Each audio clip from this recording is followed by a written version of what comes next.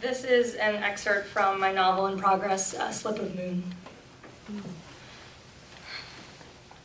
When you were less than 3 months old, I strapped you tightly into the car and drove the curved road into the Sangre de Cristo Mountains. I relished the circular route toward the top, the mountain steadily wrapping us into itself as we followed its single road.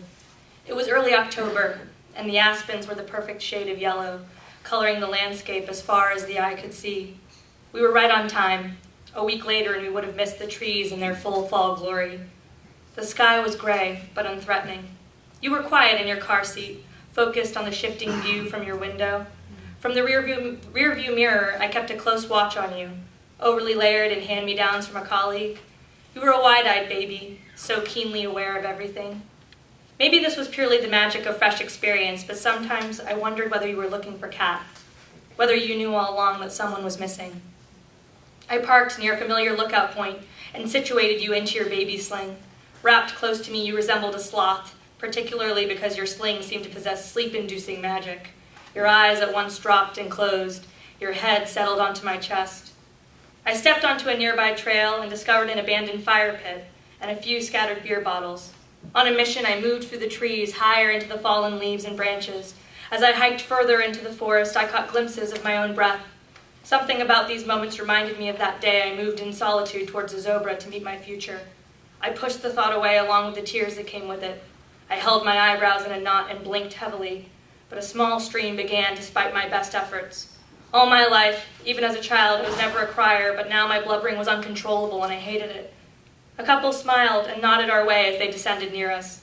I was anxious to leave them and desperately hoped that you and I would be alone when we reached our destination at last. You bobbed up and down at my chest, and I broke a sweat easily as I continued along the trail. My eyes searched the landscape for a signpost that I had reached the right place, but nothing was familiar enough. I continued stubbornly, certain I would find it, though my back ached with the weight of you. I felt foolish and ill-prepared for any sort of hike in a pair of run-down sneakers and an oversized sweatshirt. The stream of tears persisted, burning cold on my face. I felt my heart wobble unsteady in my rib cage. My nose began to drip, and I quickly wiped it along my sleeve.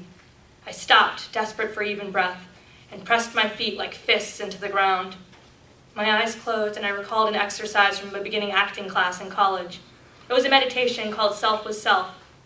The idea of the exercise was to connect with the present moment, to feel your hands with your hands and your feet with your feet. So I tried. I breathed one after another heavy breath and attempted and reattempted. I struggled to remember what it was like to be that girl in the black leotard, the one who could close her eyes and think only of the weight of her feet on the ground, the one who hadn't known what it was like to wake up at 4 every morning in a heap of sobs. Feel your hand with your hands and your feet with your feet, goddammit. A pulsing charged up my throat, and before I knew it, I screamed her name. The sound carried for miles. It felt as though those 3 letters touched every leaf of every aspen in that mountain range. It was the first time I had spoken the word aloud in months. You woke, startled. Your face was red as September, and you joined me, a chorus to my cry.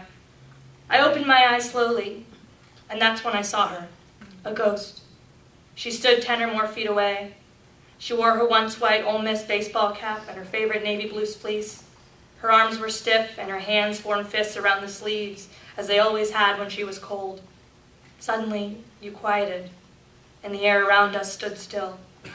Then, Kat smiled at me, at us, and for the first time, I knew we were going to be okay.